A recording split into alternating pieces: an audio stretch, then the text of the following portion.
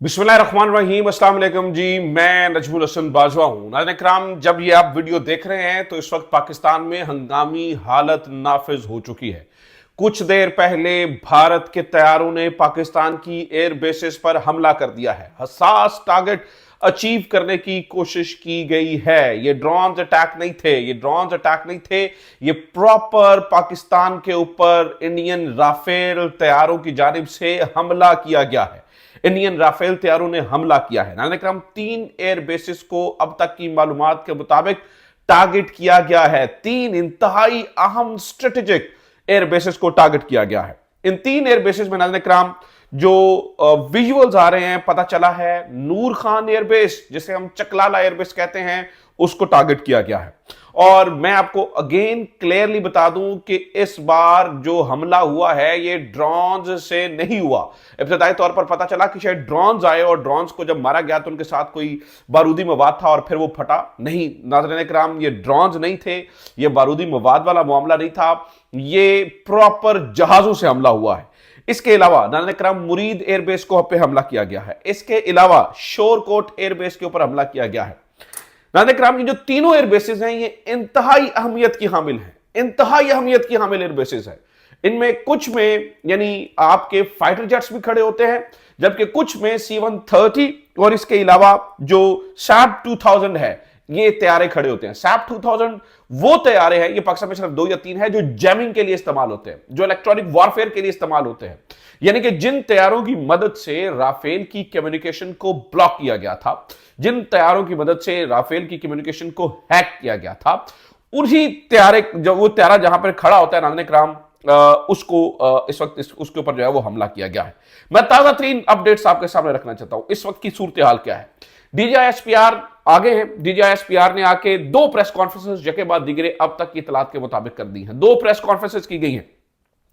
सबसे पहले उन्होंने एडमिट किया है, उन्होंने बताया है कि भारत ने फजा से जमीन पर मार करने वाले मिसाइल्स के साथ पाकिस्तान के ऊपर हमला कर दिया है। राफेल पर लगने वाले ये मिसाइल है, ये मेटोर मिसाइल नहीं है। मेटोर फजा से फजा पे जाते हैं, ये फजा से जमीन पे मार करने वाले मिसाइल है। उन्होंने कहा कि जो इंडियन तैयारे हैं उन्होंने ये हमला किया, नंबर 1। नंबर 2, उन्होंने ये बताया कि हमारे तमाम तर जो एसेट्स हैं, यानी कि एयरफोर्स से मुताल्लिका जहाज सारे वो महफूज हैं, किसी को कोई नुकसान नहीं पहुंचा है। तीसरी चीज नाज़रीन इकराम उन्होंने बताई, उन्होंने कहा कि wait for our response now. इससे पहले डीजीआईएसपीआर ने एक बहुत ही खतरनाक जो बात बताई थी ना, बहुत ही खतरनाक बात, वो ये है कि उन्होंने कहा कि जो भारत है वो मिसाइल दागना शुरू हो गया है। कुछ ही देर पहले भारत ने अफगानिस्तान में मिसाइल दागे हैं। You are hearing it right. पूरे खित्ते को भारत जंग में लेके जाना चाहता है। कुछ देर पहले भारत की जानिब से, आप बिल्कुल सही सुन रहे हैं, डीजीएसपीआर ने बताया अफगानिस्तान के अंदर भी मिसाइल दागे गए हैं। कुछ देर पहले अफगानिस्तान में मिसाइल दागे गए हैं। इससे पहले डीजीएसपीआर ने यह बताया कि भारत के आदमपुर से नाज़रीन इकराम 6 मिसाइल फायर किए गए, ballistic missile. And now we are talking about ballistic missiles. It's all out war now. ये कोई झड़पें छोटी मोटी नहीं रही है नाज़रीन इकराम। It is a all out war now. इस वक्त जो है वो पूरी की पूरी जंग शुरू हो चुकी है। 6 मिसाइल्स फायर किए गए हैं। एक आदमपुर में ही गिर गया, आदमपुर से ये फायर किए गए, और 5 नाज़रीन इकराम बताया जाता है कि अमृतसर में गिरे हैं, यानी कि अमृतसर के मुख्तलिफ गांव में गिरे हैं। बहुत सारे लोग सवाल कर रहे हैं कि पाकिस्तान जो है वो इंडियन शहरों के अंदर क्यों ही मिसाइल गिराएगा, क्यों ही मिसाइल गिराएगा पाकिस्तान, यानी कि पंजाब के शहरों में खासतौर पर, जहां पर पाकिस्तान के ऊपर ये इल्जाम आता है जी पाकिस्तान जो है वो खालिस्तान का सपोर्टर है, जहां पर पाकिस्तान के ऊपर, तो पाकिस्तान क्यों? तो ये नाज़रीन इकराम एक साइऑप्स चल रहे हैं, एक साइकोलॉजिकल वॉरफेयर का बाकायदा तौर पर आगाज हो चुका है। भारत जिस ब्लडी नोज के साथ गया था, वो राफेल को खोने का जो अंदर से वो एक उनकी मरोड़ खत्म नहीं हो रहा है। वो ये चाहते हैं कि खत्ते के अंदर स्टैब्लिश किया जाए कि डोमिनेंट कौन है और सबमिसिव होकर किसको रहना पड़ेगा। लेकिन नाज़रीन इकराम, this is the time they are making this mistake again and again, and now it is a blunder. क्योंकि अब शायद पिछली दफा उनकी जान छूट गई थी, अब डीजीआईएसपीआर ने कह दिया है wait for our response now. What does it mean? What does it mean? It's mean the Pakistani birds are already in the air. It's mean they are after you now. It's mean they will hunt you down. it's mean you will go back again with your bloody nose. So things are quite strange now. आगे अगले कुछ लम्हों में क्या ही हो जाए नाज़रीन किराम पता नहीं है। मैं आपको थोड़ा सा नूर खान एयरबेस के बारे में बताना चाहता हूं, जिस एयरबेस को भारत ने टारगेट किया है, जिसके ऊपर 2 मिसाइल्स फायर हुए हैं। These are not drones, these are missiles. तो इसके बारे में मैं थोड़ा सा आपको बताना चाहता हूं। नाज़रीन किराम, यहां पर मुमकिन तौर पर C-130 हो सकते हैं, यहां पर SAF 2000 हो सकते हैं।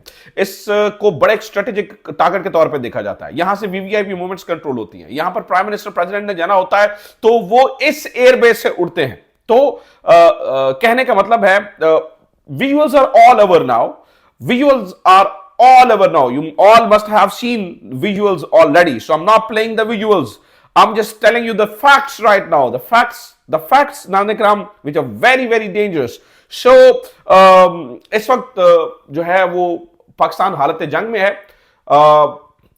इस वक्त पाकिस्तान में सहरी का वक्त है और दुआ कीजिए, यह कबूलियत का वक्त है। अल्लाह ताला इज्जतों का मुहाफिज है। वो तो इज़्ज़ु मन तशा वो तो ज़िल्लु मन तशा, वही है जो इज्जत देता है, वही है जो जिल्लत देता है। तो अल्लाह ताला इज्जतों का मुहाफिज है।